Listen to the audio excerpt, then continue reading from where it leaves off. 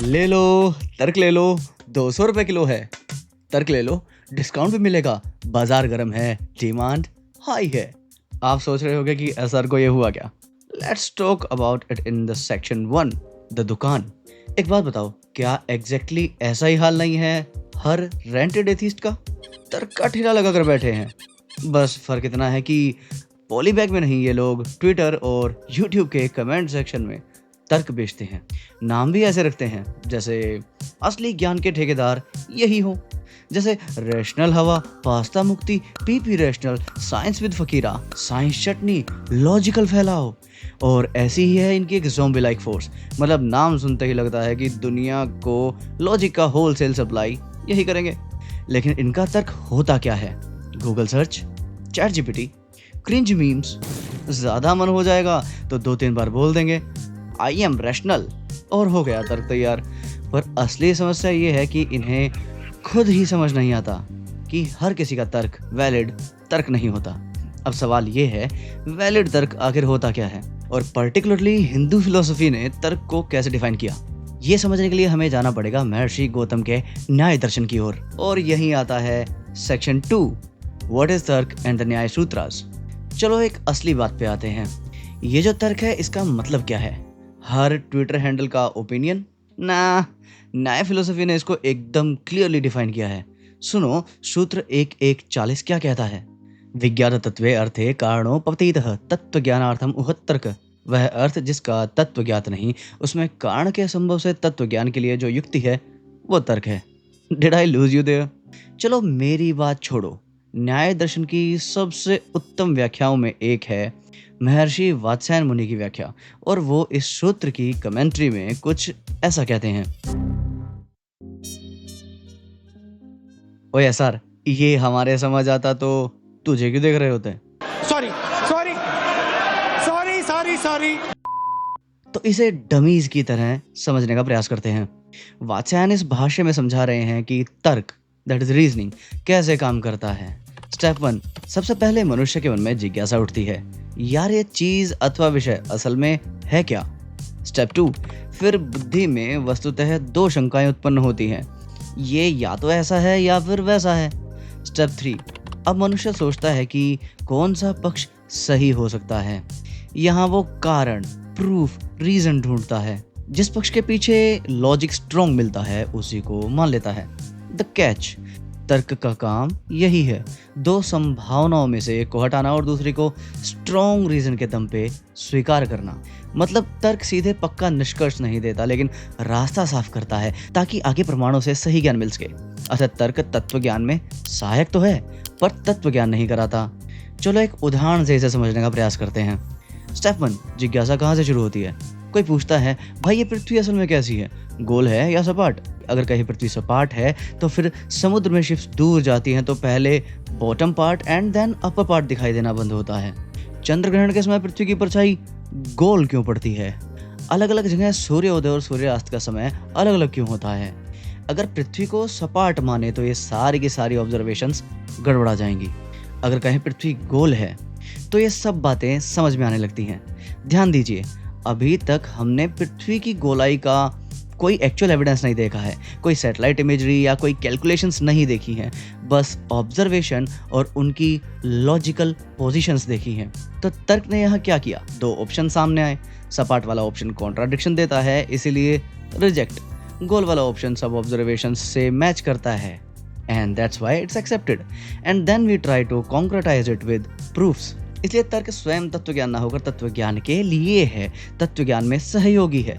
Basically तर्क खुद से अल्टीमेट ट्रुथ नहीं देता, ये बस एक टॉर्च है जो अंधेरे में रास्ता दिखाने के काम आती है। फाइनल डेस्टिनेशन तक ले जाने का काम तो प्रमाण ही करता है। अब ट्विस्ट है कि तर्क भी सबका मान्य नहीं होता। Section 3, whose logic is accepted।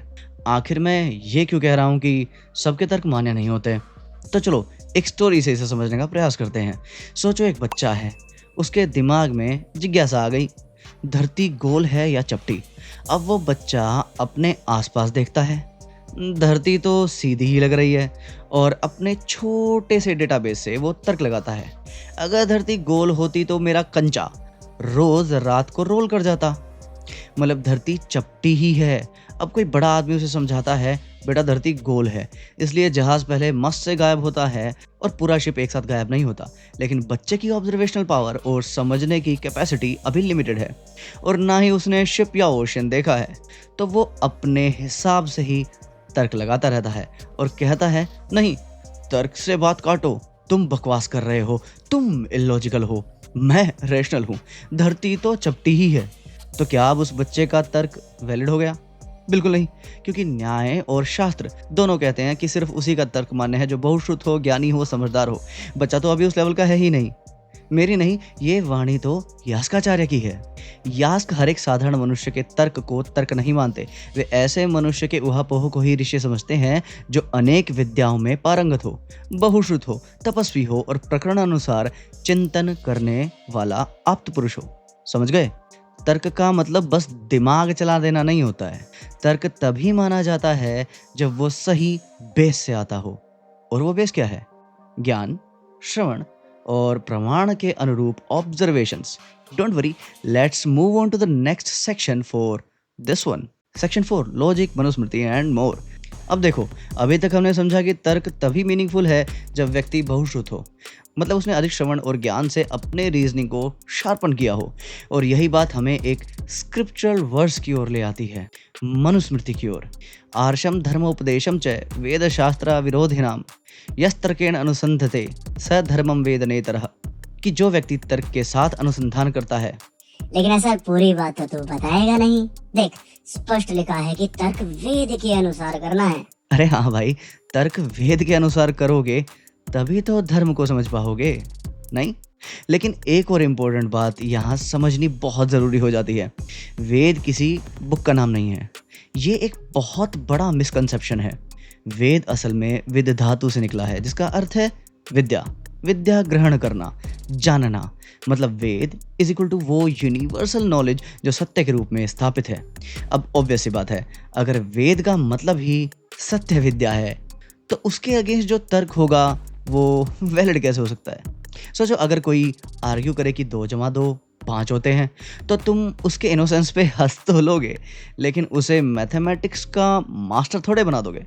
इसी बात को मनुस्मृति क्रिस्टल क्लियरली कहती है। मनुस्मृति 12:106 में यही तो लिखा गया है कि यदि धर्म को समझना है तो वेद अनुसार ही तर्क लगेगा। अब कोई कहेगा कि नहीं, वेदों की बहुत सी बातें तो कॉन्ट्राडिक्ट करती हैं, या बहुत से ऐसे एस्टैब्लिश रूल्स एंड लॉज हैं जिनके कारण या तो सृष्टि में ये नहीं हो सकता या वो नहीं हो सकता।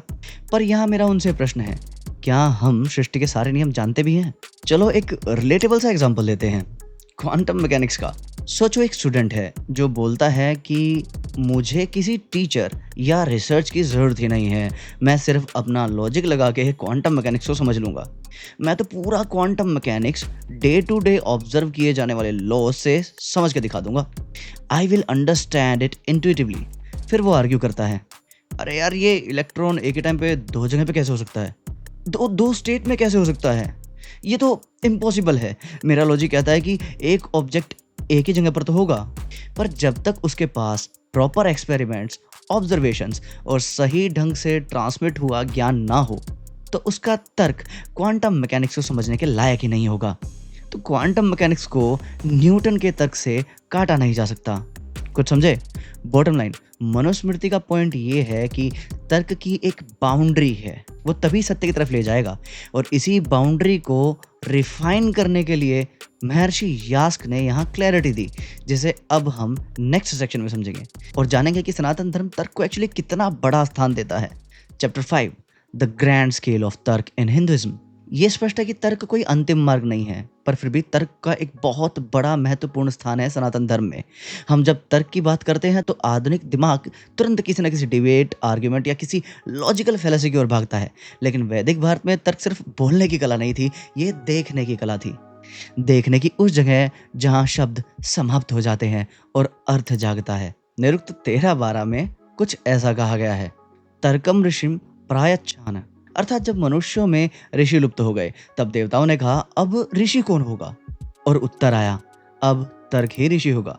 ये वाक्य जितना सरल लगता है उतना ही गहरा है, क्योंकि इसका अर्थ यह नहीं हो जाता कि ऋषियों की जगह अब तर्क आ गया, बल्कि यह कि जब ऋषत्व दुर्लभ हो गया तब तर्क को ही वह माध्यम बना दिया गया जो मंत्रार्थ चिंतन, श्रुति का विवेचन और सत्य का अनुमान कर सके। अब ये भाग कहता है कि मंत्रों का अर्थ दो मार्गों से जाना जा सकता है, श्रुति से भी और तर्क से भी, परंतु एक चेतावनी भी दी गई है। मंत्रों की व्याख्या केवल शब्दों को तोड़कर नहीं की जा सकती। जो व्यक्ति ऋषि नहीं, तपस्वी नहीं, जिसके पास प्रत्यक्ष ज्ञान नहीं, वो व्यक्ति यदि वेदों को डाइसेक्ट करेगा और वो भी मात्र तर्क के सहारे, तो केवल भ्रम पैदा करेगा, ब्रह्म नहीं। स्कंद स्वामी निरुक्त भाष्य में स्पष्ट कहते हैं, केवल तर्क के विश्लेषण से मंत्रों का पूरा अर्थ नहीं निकाला जा सकता, क्योंकि मंत्र सिर्फ शब्द नहीं है, वे प्रकरण, देवता, इतिहास और कर्मकांड से जुड़े हुए हैं। ऋषि तो धर्म और देवताओं का प्रत्यक्ष अनुभव रखते थे, पर साधारण जन के लिए केवल लॉजिक पर्याप्त नहीं होता। वेद को समझने के लिए तप, अध्ययन और अंतर्दृष्टि तीनों चाहिए। भगवद्गीता भाष्य में आगे जोड़ते हैं, जो अनुचान अर्थात षडांगविद, वेदांगों में निपुण, वेद के अनुकूल तर्क करता है, वही आर्ष कहलाता है, यानी ऋषि लाइक रीजनिंग। पर जो लोग वेदांगों को जानते ही नहीं हैं या पाश्चात्य ढांचे से वेदार्थ निकालने का प्रयास करते हैं, उनका तर्क प्रमाण शून्य और हेय है। यहाँ से स्पष्ट होता है, Hindu logic is not free from discipline. ये पूर्ण स्वतंत्रता नहीं बल्कि संयमित विवेक है। ऋग्वेद 1:81-4 जब तर्क ब्रह्म ज्ञान का सेतु बन जाता है, ऋग्वेद कहता है, हे मनुष्यों, इस जगत में जो व्यक्ति पदार्थ विद्या को तर्क से जानता है वह विजयी होता है, वह ऐश्वर्यवान होता है। अर्थात तर्क का निषेध नहीं बल्कि ज्ञान की विजय का माध्यम माना गया है। परंतु यही तर्क जब अहंकार से दूषित हो जाता है तब वही पतन का कारण बन जाता है। आदि शंकराचार्य भी एक अद्भुत उदाहरण देते हैं, अगर 100 श्रुतियां भी कहें कि अग्नि ठंडी है तो उसे नहीं मानना चाहिए। इवन बृहदारण्यक उपनिषद तर्क को लेके कुछ ऐसा कहता है, जब आत्मा का दर्शन, श्रवण, मनन और ज्ञान होता है तब सब कुछ ज्ञात हो जाता है।